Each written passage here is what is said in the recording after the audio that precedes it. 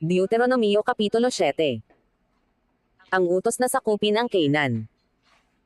Pagka ipapasok ka ng Panginoon mong Diyos sa lupain na iyong pinaroroonan upang ariin, at palalayasin ang maraming bansa sa harap mo, ang Heteo, at ang Gergeseo at ang Amorio, at ang Kananeo, at ang Pherezea, at ang Hevo, at ang Jebuso, na 7 bansang lalong malalaki at mga lalong makapangyarihan kaysa iyo. At pagka sila'y ibibigay sa harap mo ng Panginoon mong Diyos, at iyong sasaktan sila, ay lubos mong ang lilipulin sila, huwag kang makikipagtipan sa kanila, ni huwag mong pagpakitaan ng kawan sila. Ni mag-aasawa sa kanila, ang iyong anak na babae ay huwag mong papag-aasawahin sa kanyang anak na lalaki, ni ang kanyang anak na babae, ay huwag mong papag-aasawahin sa iyong anak na lalaki. Sapagkat kanyang ihihiwalay ang iyong anak na lalaki sa pagsunod sa akin, upang sila'y maglingkod sa ibang mga Diyos, sa gayo'y mag-aalab ang galit ng Panginoon laban sa iyo, at kanyang lilipulin kang madali. Kundi ganito ang inyong gagawin sa kanila, inyong igigiba ang kanilang mga dambana, at inyong pagpuputol-putulan ang kanilang mga haligi na pinakaalaala at inyong ibubuwal ang kanilang mga asera, at inyong susunugan sa apoy ang kanilang mga larawang inanyuan. Sapagkat ikaw ay isang banal na bayan sa Panginoon mong Diyos, pinili ka ng Panginoon mong Diyos upang maging bayan sa kanyang sariling pag-aari, na higit sa lahat ng mga bayan na nasa ibabaw ng balat ng lupa.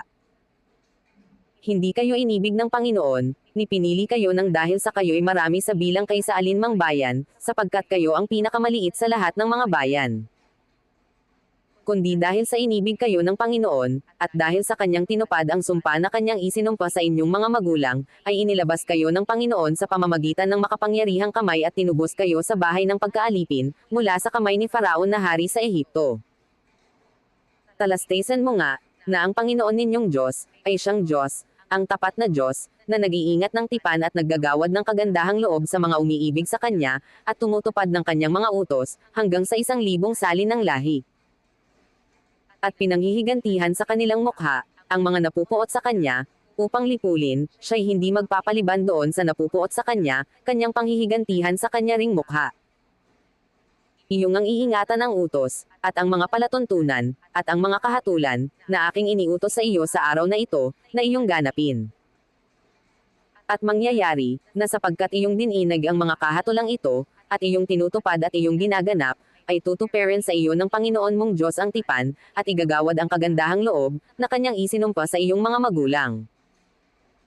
At kanyang iibigin ka, at pagpapalain ka, at padadamihin ka, kanya rin namang pagpapalain ang bunga ng iyong katawan, at ang bunga ng iyong lupa, ang iyong trigo, at ang iyong alak, at ang iyong langis, ang karagdagan ng iyong mga bakahan, at ang mga guya ng iyong kawan sa lupain na kanyang isinumpa sa iyong mga magulang, upang ibigay sa iyo. Magiging mapalad ka kaysa lahat ng mga bayan, walang magiging baog na babae o lalaki sa inyo o sa inyong mga hayop. At ilalayo sa iyo ng Panginoon ang lahat ng sakit, at wala siyang ihuhulog sa inyo sa masamang sakit sa Ehipto, na iyong nalalaman, kundi ihuhulog niya sa lahat ng nangapupot sa iyo. At iyong lilipulin ang lahat ng mga bayan na ibibigay sa iyo ng Panginoon mong Diyos, ang iyong mata ay huwag mahahabag sa kanila, ni huwag kang maglilingkod sa kanilang mga Diyos, sapagkat magiging isang silo sa iyo. Kung iyong sasabihin sa iyong puso, ang mga bansang ito ay higit kaysa akin, paanong aking makakamtan sila?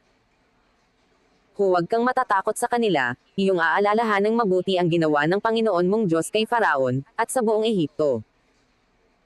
Ang mga dakilang tukso na nakita ng iyong mga mata, at ang mga tanda, at ang mga kababalaghan, at ang makapangyarihang kamay, at ang unat na bisig, na ipinaglabas sa iyo ng Panginoon mong Diyos, ay gayon ang gagawin ng Panginoon mong Diyos sa lahat ng mga bayan na iyong kinatatakutan.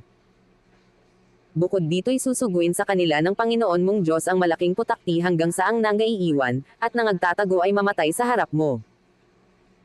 Huwag kang masisindex sa kanila, sapagkat ang Panginoon mong Diyos ay nasa gitna mo, dakilang Diyos at kakilakilabot.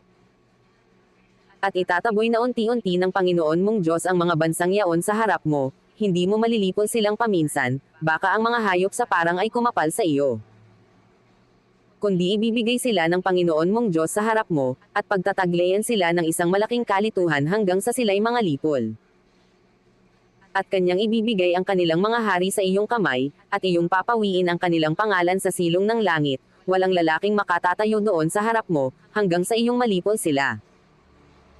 Ang mga larawang inanyuan na kanilang mga Diyos ay iyong susunugan sa apoy, huwag mong iimbutin ang pilak o ang ginto na nasa mga yaon, ni huwag mong kukunin para sa iyo, baka sa iyo'y maging saylo, sapagkat ito'y isang karumaldumal sa Panginoon mong Diyos. At huwag kang magpapasok ng karumaldumal sa iyong bahay, at baka ikaw ay maging itinalaga na gaya ni Yaon, iyong lubos na kapuputin at iyong lubos na kasusuklaman, sapagkat itinalagang bagay.